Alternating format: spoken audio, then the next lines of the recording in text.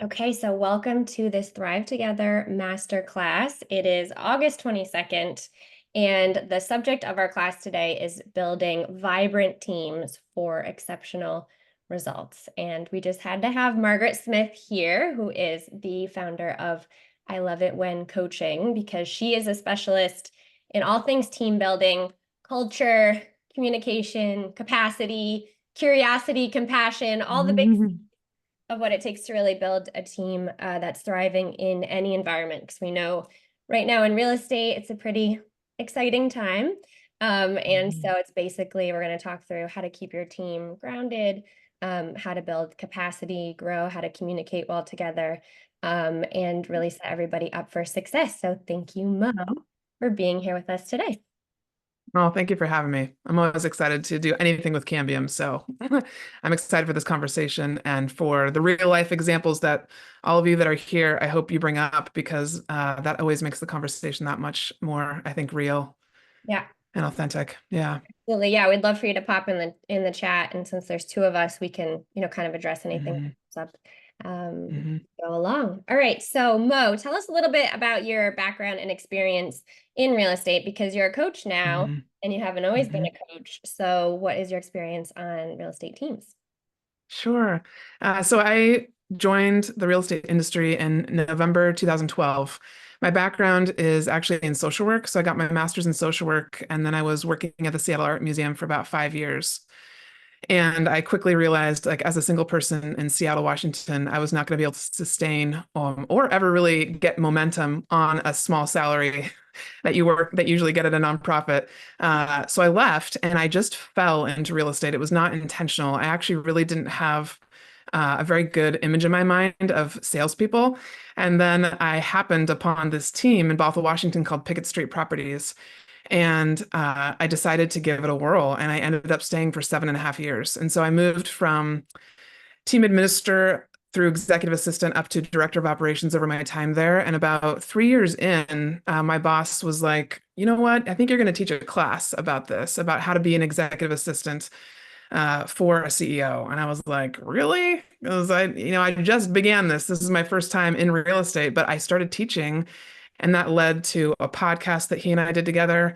And then it really led to me wanting to be a part of creating a movement where the executive assistants and the administrative staff within real estate were better supported, had more resources for higher leadership skills. And I really wanted to be a part of that. So I started doing retreats in 2017, and I brought 40 of the top admin from across the US to Washington State. And I would bring in high level speakers like Susan Scott, who wrote Fierce Conversations, Gary John Bishop, who wrote On F Yourself, and all these high level speakers. And I just wanted to create these events to help people understand that it doesn't matter what your title is, everyone really can and should be a leader within a team, within a group. We need that. And I got really passionate about it and really dove all in. And then I also realized during that time that I actually knew how to run a small business. I was actually at that point running Pickett Street for the most part. Um, and so when COVID hit and I started working from home, the other thing that really got me was I'm big on energy, and I've always been very sensitive to energy, the energy of other people, the energy of a space.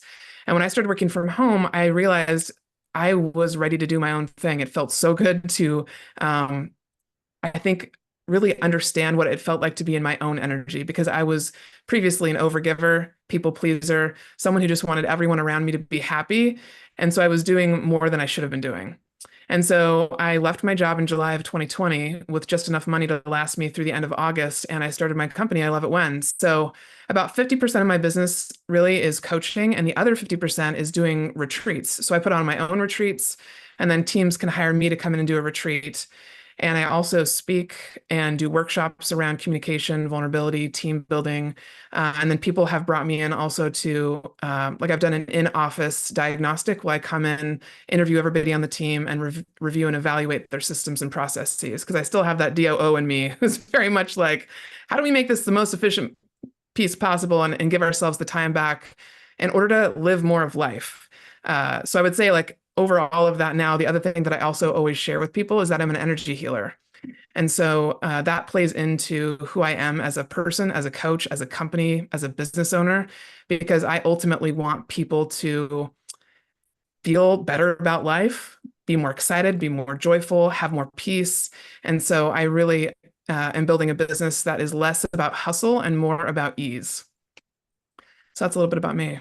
I love that so much. We've talked several times about the word ease, because I think sometimes in this, culture, especially in real estate, that really does appreciate the hustle, or is at least, trained in, ingrained in the idea Hmm. that, to hustle is to be successful. Ease is like a dirty word, right? It's not supposed to be easy, except that, we want long careers in this industry. We Hmm. want to have Hmm. families, like we want to be in good health. And with that comes a certain level of balance and consistency and an acceptance, that ease is sort of part of that. And that you can still be financially abundant, and that actually sort of maybe is necessary in order to be fully abundant, is to have that ease. So one thing this brings up for me really is that question of capacity, right? Because Hmm. in order to have ease, to have sustainability on a team, in a business, we do need to be aware of and respect capacity, right? Because there are only so many hours in the day. There are only so many things that we can reasonably accomplish. And so how Hmm. do we kind of evaluate what the capacity is of our team? When are we reaching it? When are we kind of going a little bit over? And then how Hmm. do we know sort of how to bridge that gap and what the next step is? That's a great question. I think the biggest thing that I see with teams is a lack of communication. And oftentimes I always go back to personal growth and how much do you know about yourself? Because I think oftentimes people underestimate personal growth. The better we know ourselves, the better we can communicate with other people. And that just makes sense to me, but it even makes more sense when it plays out in real life. So, uh, asking lots of questions, being genuinely curious. As a leader, I think it's your job to really get to know who you're working with, who you bring on your team, and what they love to do. Yeah. Because when we love what we're doing and it flows, we can naturally produce a lot more and produce a lot more with ease. And so I think the root of it all is really curiosity. And I was thinking about this question and thinking about an example. And I think one of the best examples I have recently is working with someone who's a team leader on a team, and she was doing a lot of the EA type of responsibilities because they didn't have an official executive assistant yet. And so I started talking to her about that, and part of that hesitancy in hiring was just worried that they were going to get the wrong person and that it was all going to take much more time and money than they wanted to spend. And so we really started looking at what are all the different job duties that everybody's doing on the team and where do they have space to move and adjust. And we moved and adjusted some of that and really looked at creating a job description that made sense for them because every team is different. So when people are on Facebook and they're like, hey, can you share your EA job description?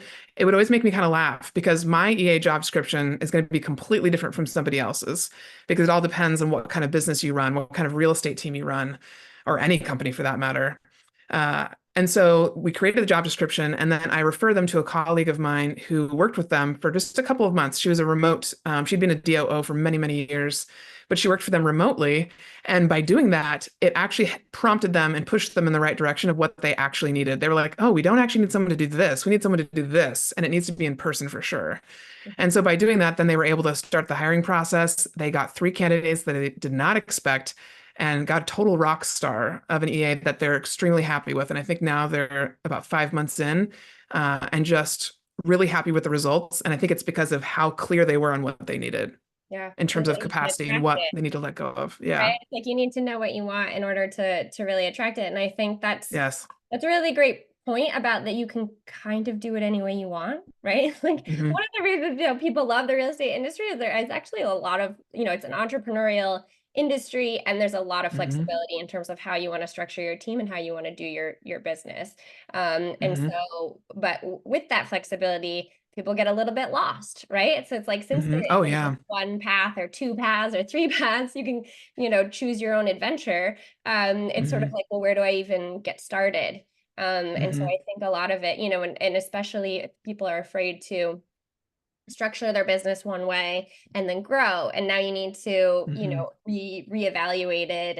And but that's just sort of the nature of the industry, right? And we hope that's what Hmm. happens. And so there's also like Hmm. a little bit loosely on, okay, this is what's working for us now, but doing those like audits, checking in, figuring out where the Hmm. gaps are. So I think a lot of times it is easy for teams to notice the pain points, right? And like Oh things yeah. are getting dropped, mistakes are happening. You have people, as you said, doing things that probably aren't really suited for, Hmm. because there's no one Hmm. else there. It's a little bit harder to figure out, well, what's the solution to that and what's the path forward. So really like that. Totally. I really like that Yeah. word, curiosity and playing with it a little bit.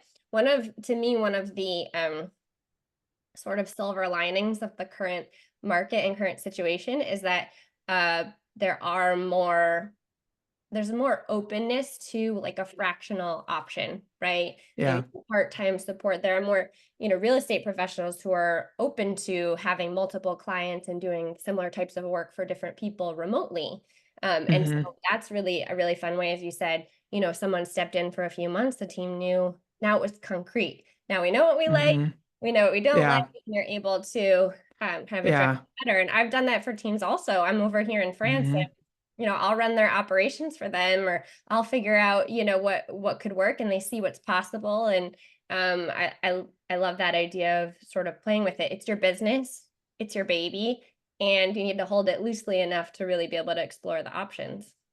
Yeah, I love that you said that. It's very much about being, I think I am such a, so I recognize that I was a director of operations for that long, and I was also had different administrative positions before that.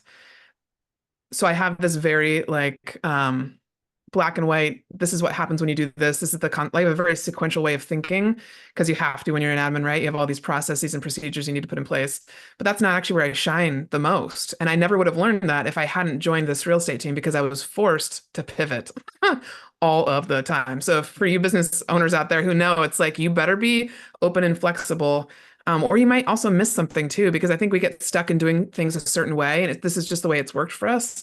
And if we aren't open to different perspectives and opinions, we'll never know if something could have actually been so much easier.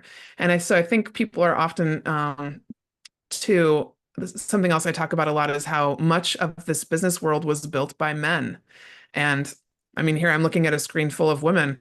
Women are different. We're built differently. We do things differently. And I think something I've really been playing with because I want to teach people how to do this is running my business with feminine energy, meaning with ease, with flow, with intuition, which is not something that's really taught or hasn't been talked about as much in the past. It's being talked about more now.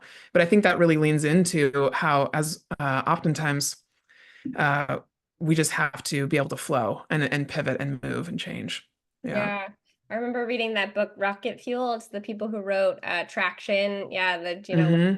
and it's really about like the executive, um sort of the lead visionary and the integrator, right? And this beautiful Hmm. partnership that happens when there's, a sales professional or someone who really is like big picture, and then there's the person who can implement and execute and carry out that vision, and how the best, Hmm. the most profitable, successful businesses throughout history have these like very famous pairings of these brilliant minds who come together kind of naturally. And almost all the examples they gave were of two men together. And Hmm. so it's, I think things are evolving as there's more space for a more Hmm. feminine energy, right? That there's more, interest and curiosity, as we talked about, in what that Hmm. might look like.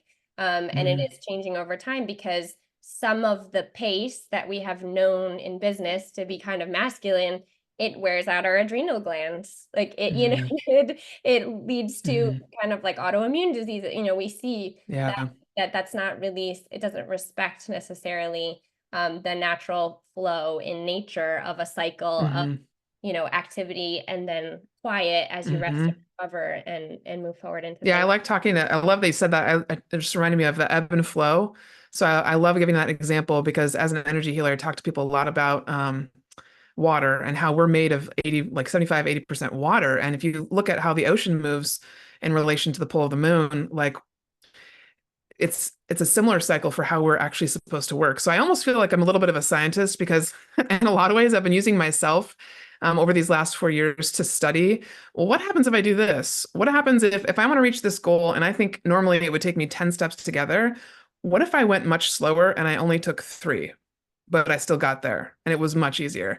So I've been playing with that because I want to teach people how to do that in a way that almost so I feel like I have examples for them on how I did it with less effort, less energy, and more flow, more ease, more intuition, which is something that you can't really it's unknown a little bit. There's like this unseen piece to it that I think we have almost forgotten about a lot in Western Yeah, society. wisdom.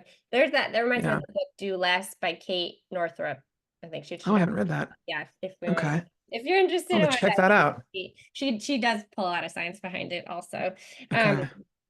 so yeah, but I'm thinking about capacity. I mean, I know that in the past you've also recommended some strategies for, for example, a team member, as a team member, when you're reaching capacity, it feels pretty painful, right? Because Yes. all of a sudden you have all of these responsibilities and really not enough time or bandwidth to be able to complete them. Hmm.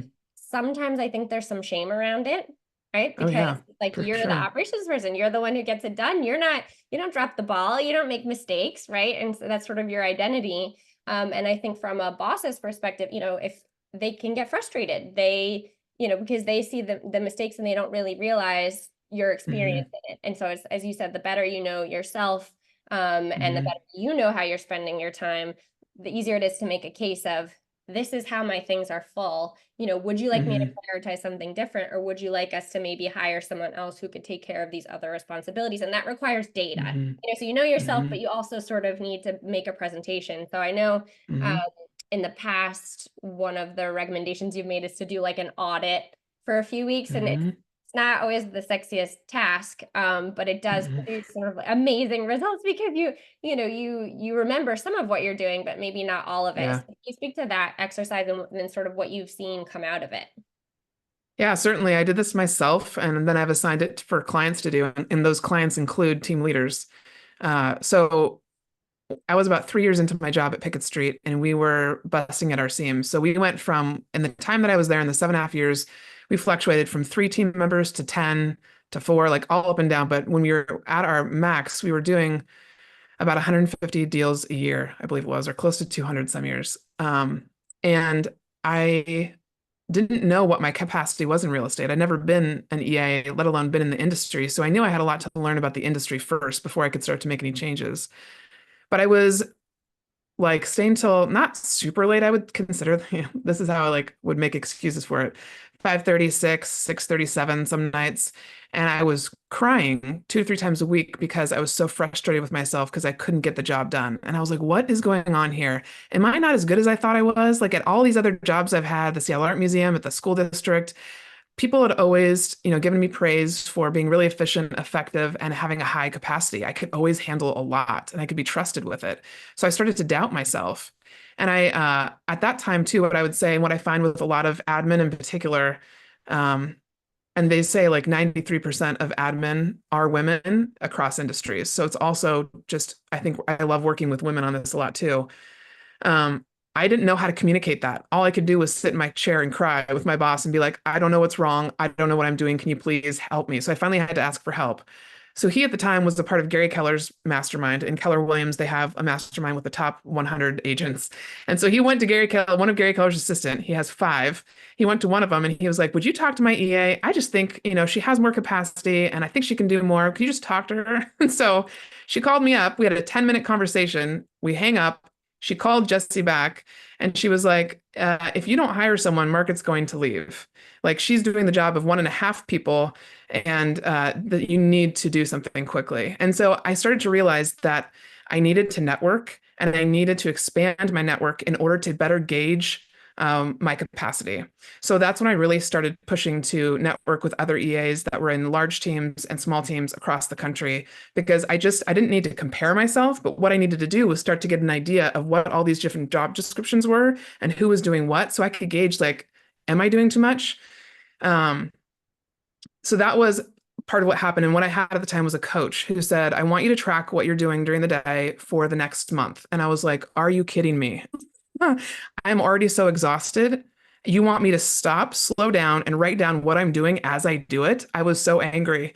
But I had to do it because I had no choice and I really needed to show that data. So I started tracking by the half hour what I was working on. And I went back through the week and I highlighted what was for the listing department, what was for the buyer department, and what was overall admin. And then also what was reactive, meaning somebody would walk into my office and say, I need this in 30 minutes. Can you do it now? And drop everything.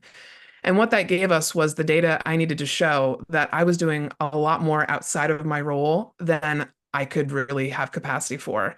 It wasn't just admin related. I was taking on other stuff because we were growing so rapidly. So that gave us the data to also then pause, reflect, step back, and say, oh, wow, we're actually paying our third party TC almost $60,000 a year. If we pull that back into the team, we can start somebody at a lower salary, work them up to that, but then we have it in-house and then I have an assistant as well. And so that's what we did. So it gave us a chance to do that. So oftentimes with clients, I'll have them track their time for, I usually start with just 5 days because yes, Jen, it is so hard to do. It's extremely painful when you're already overwhelmed and burnt out. So I usually will give people just do this for 5 days, just so we can get a glimpse into what you're doing. And usually what happens actually is after you do it for about 3 days, it kind of gets addictive because you're like, oh, here's the data I need to share my story. Here's the data that explains what's happening. And so after I started doing it, I got really excited because it was really helping. And I did it for a full month. And it's a game changer. So I will often have CEOs do that because they also are not realizing oftentimes how much they're jumping in on other people's work and Mhm. how much they're doing that from a place of fear and a place of scarcity. Yeah, because I think, Yeah. they don't have evidence that it's getting done, but sometimes it's just a question they Yes. need more transparency, or better reporting or something. But in the absence of information, they make up stories. And then they have their knee-jerk reaction and they dive in.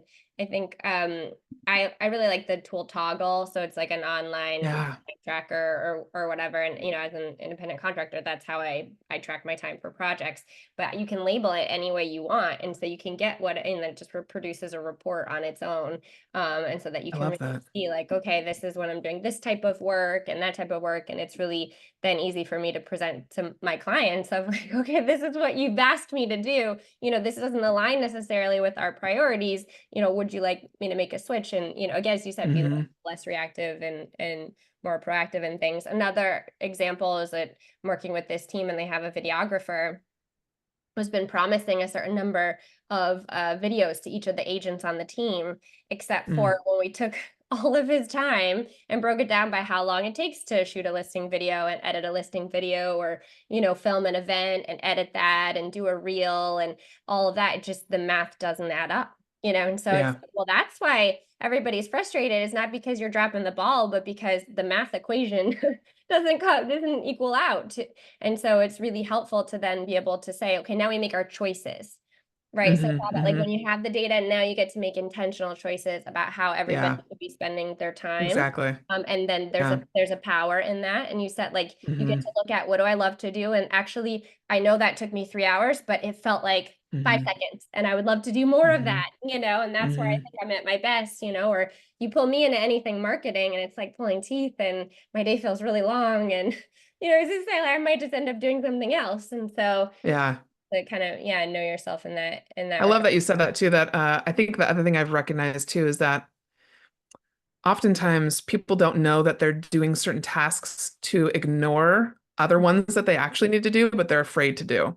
So a Mhm. lot of times for CEOs and admin alike, though, and agents just overall, anybody, we avoid certain tasks because we're afraid of them. Yeah. We're like, oh, this would really put me out of my comfort zone. This could really push the business forward, but it makes me so nervous. And Yeah. so they spin their wheels doing other things because it's much easier than doing the uncomfortable thing. Yeah, Yeah. absolutely. And again, we come back to shame. Shame is like I think it's just such an unproductive emotion, but it's also really telling, right? Because I think we have so much shame around procrastination, right? Like there's something wrong with us, like we're a Hmm. bad person or lazy, whereas it's almost Hmm. always a piece of information that we can learn from, right? It's It's like, data. It's a yeah, data it's point. Yeah. exactly about sort of like, what do we like to do? What do we feel comfortable doing? What are we afraid of? Maybe there's just missing information, that's preventing you from moving forward. And so I think that's where I love your curiosity word, right? Is to come out of, like, Hmm. dig into, what is this trying to tell me? Like doing the promo Oh, videos, yeah. Thrive Together master classes, okay, I'll do them and it's fine, but I will do everything else first, right? Because it's just not my thing, right? And I appreciate actually, Mo, I've learned a lot from you in that regard, or you sort of inspired me to do it anyway. And I think those Mhm. are the scary things are the things that help us grow. I always come back to the Mhm. question of, do you want to? No. But are you willing? And if the answer is yes, you Mhm. gotta do it. You just do it, Yes. because you said yes, I'm willing, and you're watching yourself, and you're kind of you're sort of committed to it now, whatever happens, and so that definitely Mhm. grows. But and so that's made me more comfortable, and I appreciate your feedback that it's gotten easier, and that's probably reflected in what I'm producing, but I Yeah. still don't love it, and that's okay. Well, it's so interesting what people have resistance to because I think you're really good on video and speaking and sharing and so it's often the things that we resist that we're actually supposed to lean into. Um, and so yeah, I kind of approach everything from a place of curiosity and a place of an observer type position because again, it removes the emotion and I'm a very emotion filled feelings person. I just am, and I embrace that now. That's my superpower. And I know how to now take a step back and reflect and look in on a situation from a different perspective that where I'm not so much personally in it. And that gives me the place to kind of be like what I imagine is like a researcher or a scientist and say, like, why did that happen? Let me get curious about that rather than getting defensive or feeling offended in some way, shape, or form. Yeah. Yeah, and I mean, I think we're all feeling beings. I think, even we talked about like the more masculine business model, there's Oh still yeah, everybody a is. lot of anger. There's a lot of, Hmm. jealousy or competition, what there are feelings involved, even if we don't always label them as such. Like I can't tell you the number of times like I've helped big business leaders, and they're having their emotions, and so you Hmm. just sort of hold the space and you talk them through. But it's like you got to honor that because it's telling you something. It's telling you something really Hmm. important. And I think the thing for me with the video is like, once I got used to doing it, I realized it's just, I love talking to people. I love Hmm. one-on-one. I love seeing your faces. I love an exchange of energy. I love, Yeah, to be playing on something in real time, one-on-one or one in a small group. And so that's just different, than when you're talking into a video. So I think that's, totally. um, I think that's really fun. So let's talk communication.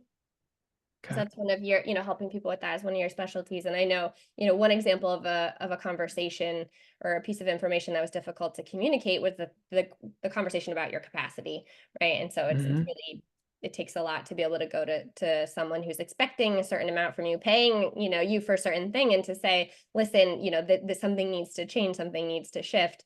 But Hmm. they need to hear it, right? Because Hmm. they really do want to keep you, and they really do want this to be running smoothly. And so, from I think a lot of times in our positions, from our perspective in the business, we see things that are difficult for someone to hear potentially, but it Hmm. is also our job to tell them. Hmm. And so, yeah, how do you support admin or any leader in talking through those Hmm. things that are a little bit more difficult, more delicate? Yeah. So something I reference often is a book called Fierce Conversations by Susan Scott. And so for anybody out there who hasn't read it and has particularly a hard time talking to the people on their team or in their brokerage or in life, I highly recommend this book. It completely changed my life. And it changed my life because it gave me a dialogue to follow. Because I had all the words in my head, all the feelings in my head, and I didn't know how to translate it in a way that other people seemed to understand. And what's really hard is you can't make change until there's clarity.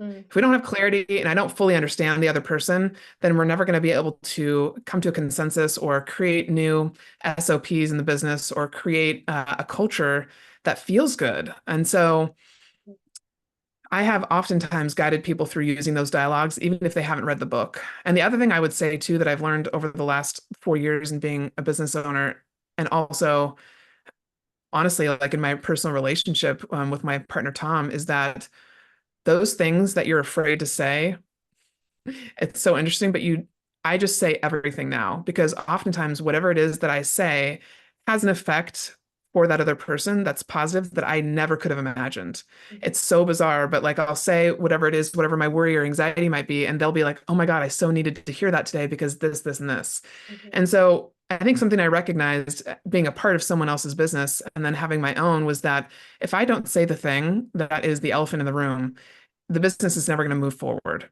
Mhm. And so I realized it became part of my responsibility as the director of operations to say the thing, to say, hey, we actually need to hire someone else because we're growing and I want this growth to continue. And I don't want service to fall for our clients. I don't want service to fall for my teammates. I want people to not burn out. I want success. And so I talk often to people about just the vulnerability, the power behind being vulnerable and putting yourself on the line, because more often than not, when you can do it with compassion and you can do it with transparency, you will be amazed at the results. And I also remind people like it's gonna be messy for the first couple of years that you do it, maybe. Um, it's not like it's not going to be clean cut, you're going to do it flawlessly with so much grace. No, the first couple of years I did this, I was crying through it. I was reading completely off the piece of paper. I couldn't go away from that dialogue because uh, I couldn't otherwise also keep us on track. Mhm. Because oftentimes when you're having a hard conversation with someone else, if there already is miscommunication, you guys are not totally clear on each other, then the conversation might go off topic. Or if you're talking to someone who's a really good negotiator, which I was at the time, oftentimes this conversation would twirl in a direction that he didn't even intend it to go, but it just did. And so that's what I love about the Fierce Conversations dialogue is that it keeps you on track and it keeps you on topic as well. Yeah. So I would just say, like, be prepared to, for yes, it to be messy, for it to not be graceful all the time, and be okay with that. Like, we have to be more comfortable being uncomfortable as a society. We just Yeah. do. Yeah. Yeah. Because either way, you're gonna be uncomfortable. You're gonna be uncomfortable if there's a thing that you need to say and you're avoiding it. Or you're gonna be Hmm. uncomfortable, sort of sitting there knowing I can't really control this person's reaction, but Hmm. at least then it's off Mm-mm. my chest. Yeah. So Yeah. the formula, it's really like a form. I mean, I've done it, I've printed it out before, and something that Hmm. I have to say Hmm. that it's like a pit in my stomach. I don't even know where to Yeah. begin. I have tended to avoid conflict, people pleaser. I mean, Hmm. there's a profile really in this admin role. Makes us very successful, and also, we stand in our own way sometimes. And so, yeah, I've printed it out and I've, filled in the different forms and I brought it, as you said, like read Hmm. right off the form because it Hmm. helps me, just have a little bit of distance from it and structure it. Um, Hmm. Another book that I've really loved for communication, not directly applicable, but it's The Book of Boundaries by Melissa Urban. So, Yes, I think I you're just not got that. Yeah. yeah, you're not always. I did a book review on our Cambium YouTube channel, and she commented on it. Actually, Melissa Urban. I just love her. I follow her on Instagram. Cool. So it's not always that you're communicating a boundary, but it really feels like the more you practice that, which is one of the Hmm. toughest things that you can do and communicate, because talk Hmm. about, being a little bit vulnerable or the Hmm. people pleaser, sometimes we have trouble with that. So it feels like, and she gives you scripts, exact things, to say. And when like real Hmm. estate agents who practice their scripts and they become confident in them, it's like if you can get Hmm. good at boundaries, you can get good at delivering sort of any piece of information, right? Hmm. That's Hmm. unrelated to you. I also Yeah. one time read, and I have no idea where this came from, but it was like the definition of an adult conversation is being able to ask a question, knowing you might hear no as the answer. Hmm. Right? It feels like Hmm. how many times do we dance around, the risk of someone saying no to us when really is that so Hmm. bad? Is it You so know, bad? is Yeah. that really so Yeah. bad? Is that really so dangerous? Yeah. We sort Yeah. of avoid it and, Well, that's what kind I love that you said that too, because that's what I've recognized is that part of one of the benefits of saying the thing and having the conversation is it acts as a filter.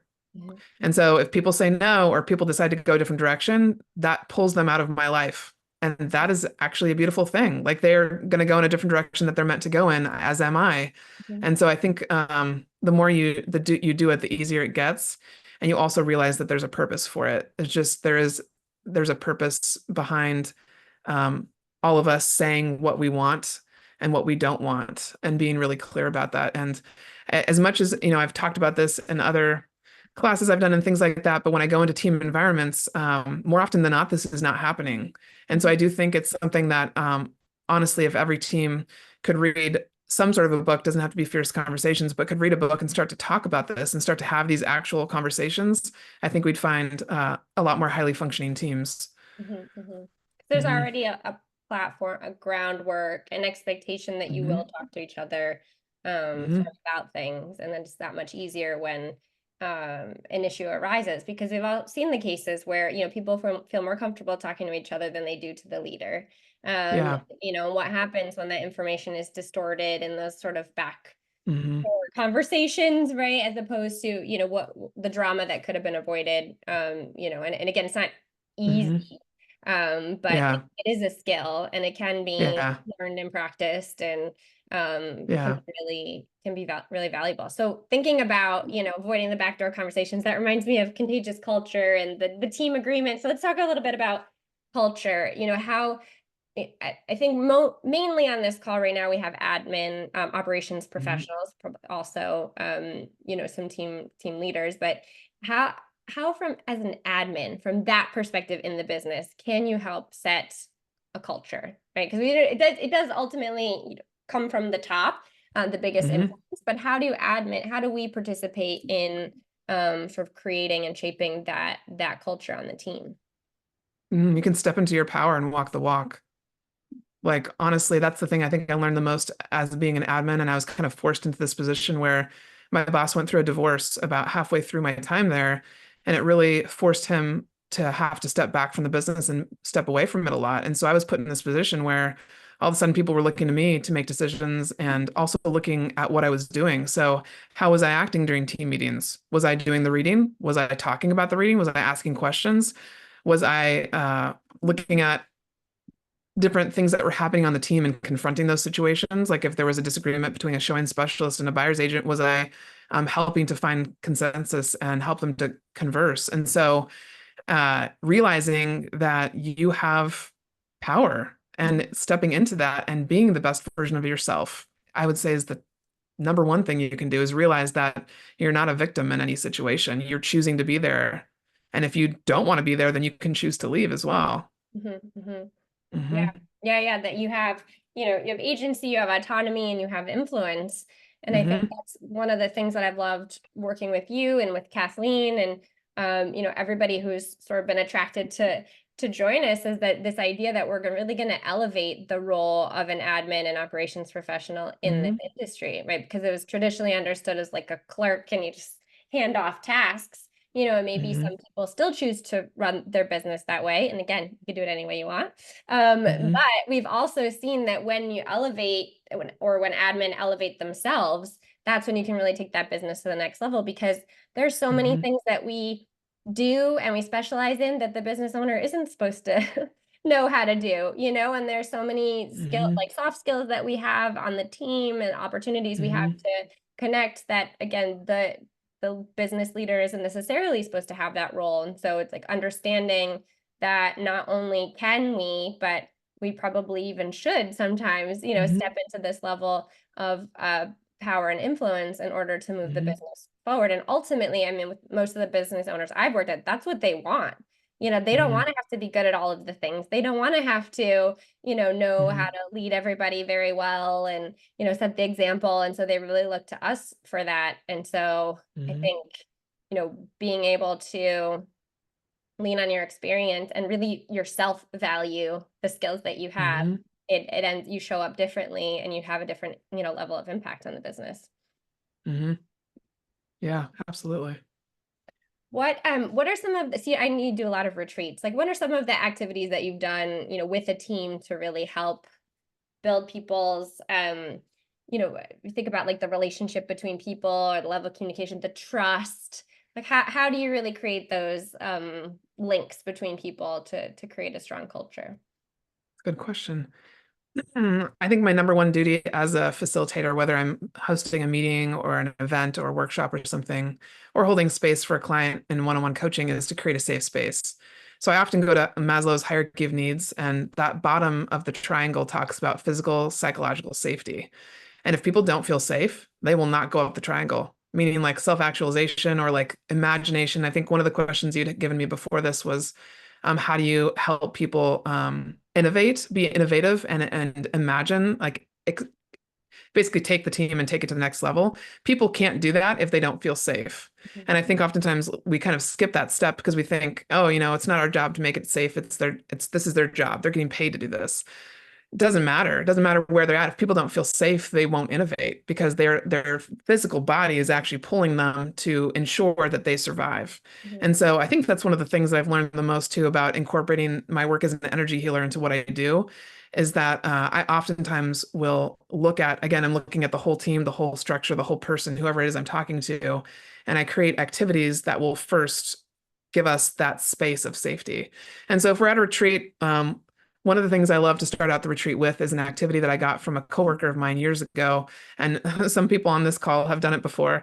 It's called the left eye exercise, where you actually just stand in front of a person and you look into their left eye for 5 minutes while there's meditation music on and you're not saying anything, you're not speaking, you're just looking and you're just being. And what I'm doing is setting the tone for our time together because our time is so precious. Like the time, all of you that are on this call, there are 1,000 other places you could be. Mhm. And so I take your presence and your energy very seriously because we have what little time we have on this earth together, right? Like I want to make sure that the time we spend together is well spent and that we all really are in the moment and present. And so that exercise is something I use to start the retreat and end the retreat because part of that is at the beginning of the retreat or workshop, we are letting go of all these titles we have wife, mother, sister, daughter, friend, admin, CEO. We're stripping away those titles so that we can just be human together. And that is what I feel like kind of sets the foundation for that safety. And I tell people, oftentimes I'll tell CEOs, especially if I'm working with a CEO who is unfamiliar with energy work or is super impatient or knows they should be doing this retreat, but they're just doing it because someone told them to do it. They don't really want to do it.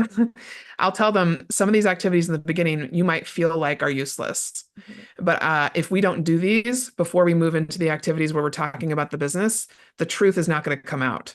Mhm. Mhm. And we can't work with anything if we don't have the truth. We've got to have the truth as a baseline. Thanks, Jen.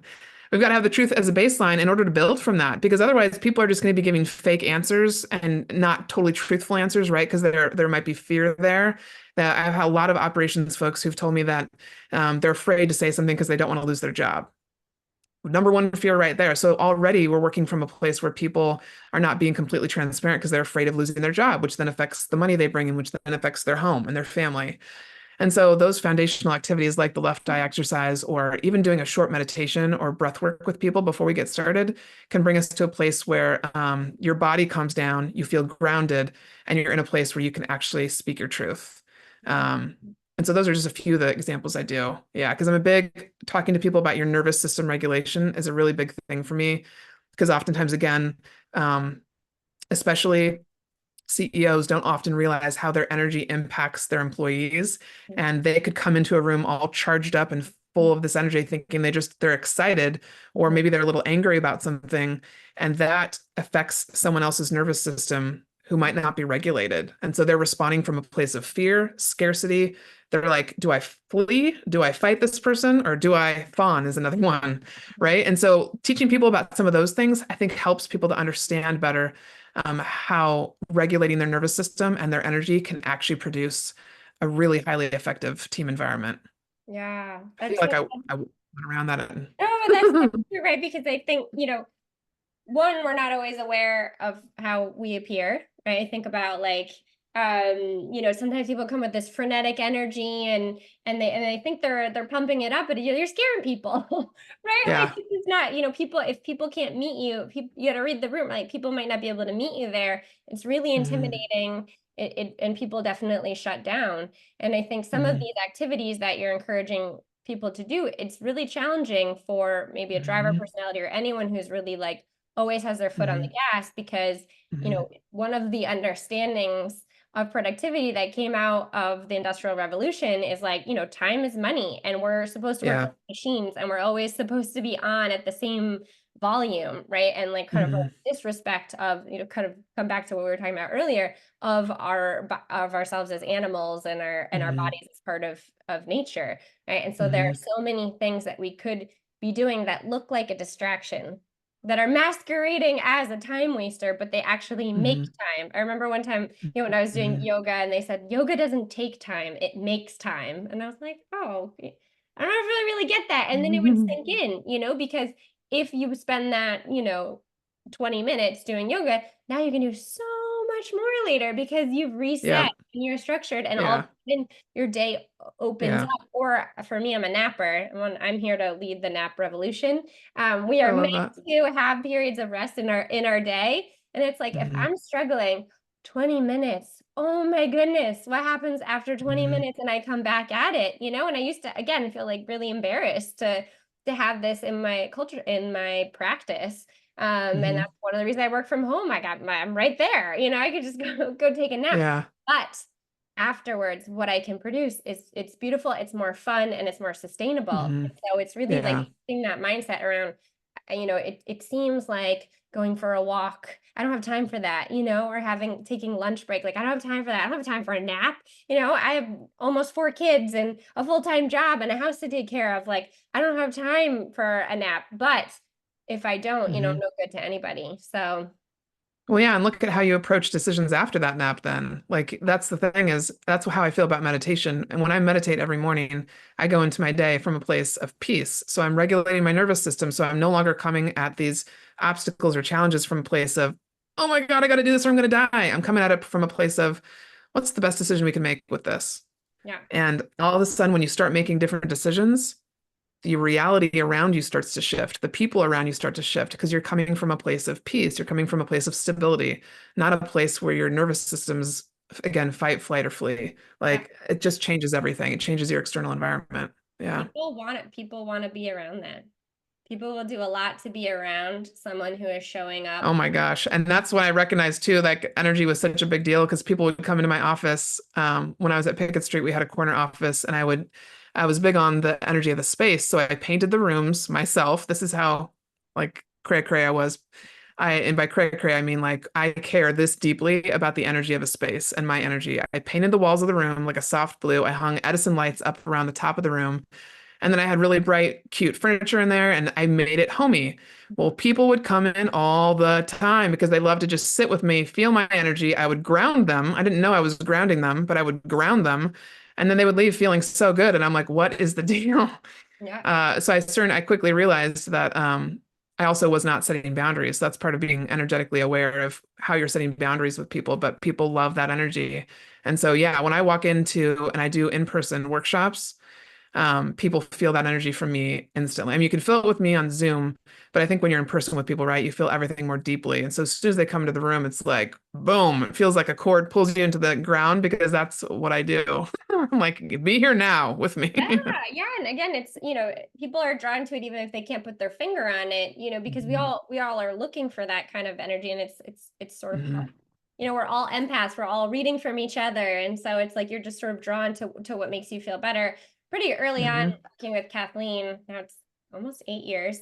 I read The E-Myth by Michael Gerber, and he talks about how Mhm. Revlon, for example, like they sell cosmetics, but their real product is desire.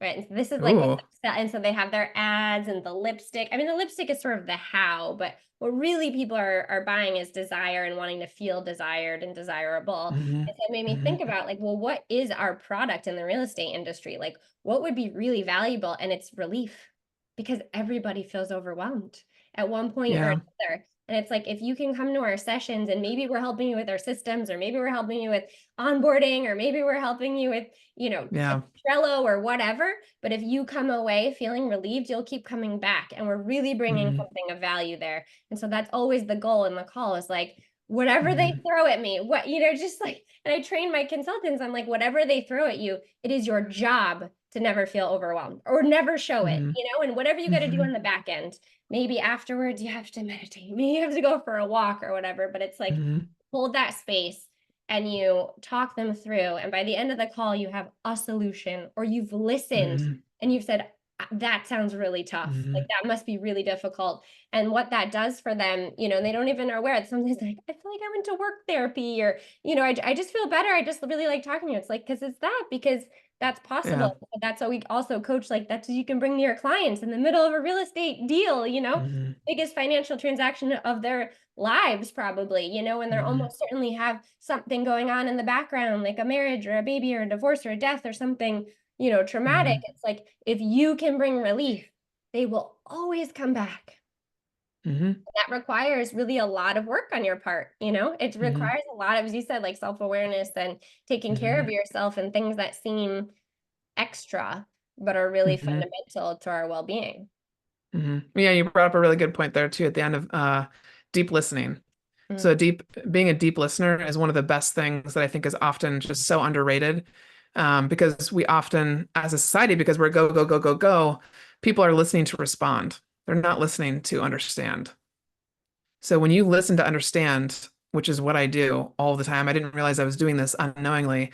I don't always have a response right away, and you don't need to. So I would be in school, and my teachers would be asking me this all the way back to high school. I remember teachers would come up to me after class and be like, "Hey, you wrote this fantastic paper. Why didn't you say anything when we were talking about it in class?" And I was like, I didn't have my opinion yet. I needed to think about it. Mhm. And so when I'm listening to people, I am listening so deeply. I'm listening to understand you, which is oftentimes why I ask so many questions, because it takes a lot of questions to dig through the layers. And so if more leaders would also do that and just really invest in asking the right questions and really listening, that also changes how everything operates. Because again, you can move faster once you have clarity. But if you don't have clarity and you don't fully understand one another, you're just going to keep spinning your wheels. So deep listening is so, so key.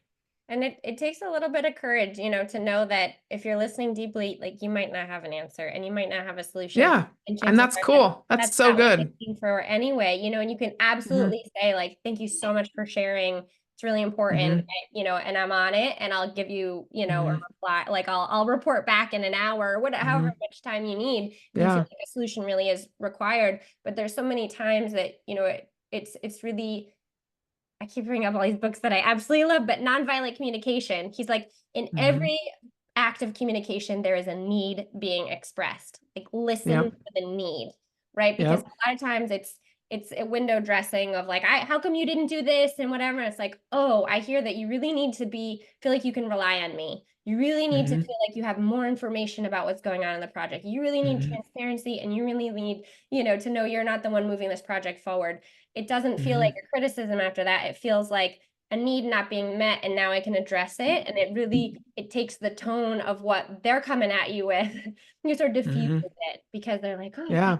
I hear that which I was trying to communicate anyway, even though I was using Hmm. the language of like, how come you didn't? And something a little bit, Hmm. it's more of a distraction rather than what's actually being communicated. So Hmm. feels like, again, that's something that takes practice, but it also is a relief because people aren't really ever criticizing you personally. They're trying to communicate a need that's not being met, and you can always have Yeah. the opportunity to try to meet it. Hmm. Hmm. Um, we're almost at time. If anyone has any questions they It's want to gone pop in, fast. I know we're having fun with friends.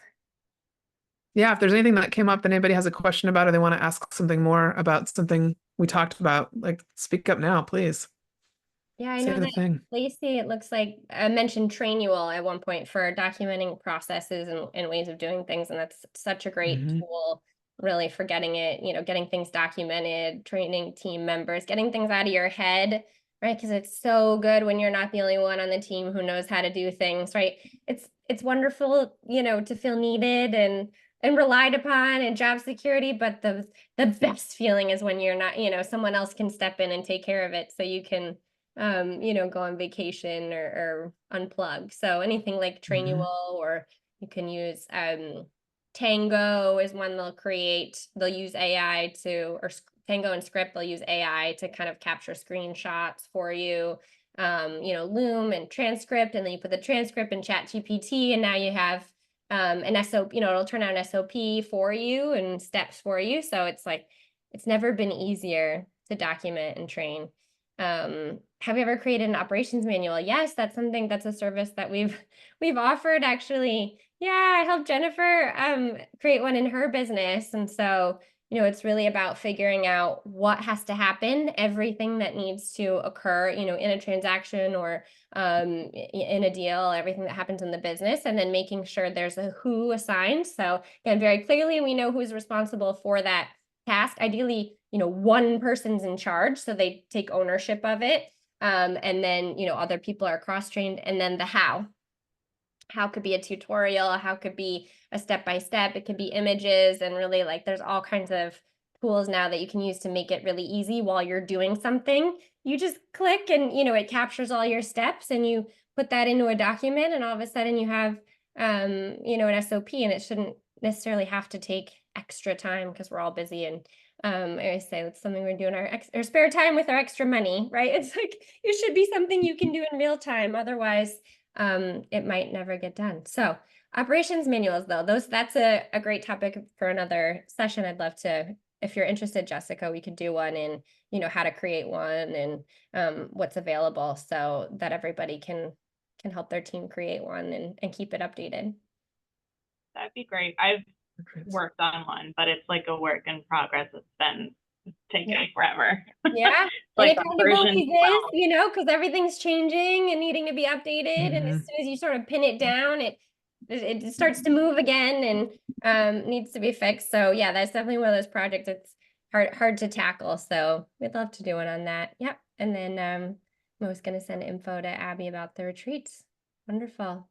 Thank you all so much for being here. As Mo said, we know you have a million other places you could be. Your time is valuable to us. Your energy, your intention are so precious to us. And we hope this has been valuable, and we are wishing you a wonderful day. Thanks, guys. Take care, everyone. Bye.